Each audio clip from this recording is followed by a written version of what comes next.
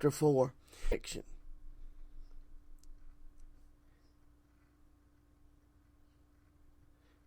And it's time we get back down on our knees before Him. And it's time that the people of God would begin to cry out to God. One thing I begin to see is when the people begin to pray, the Holy Ghost showed up. Pulpit commentary states it could have been like a mighty rushing wind. Like of earlier in the Acts chapter 2.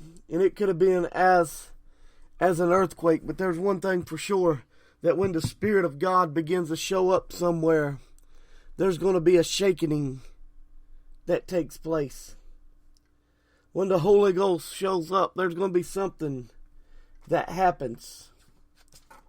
In the midst of adversity, let me tell you, you begin to pray, and one thing's for sure, He will show up. In the time of opposition, you begin to pray, He will show up.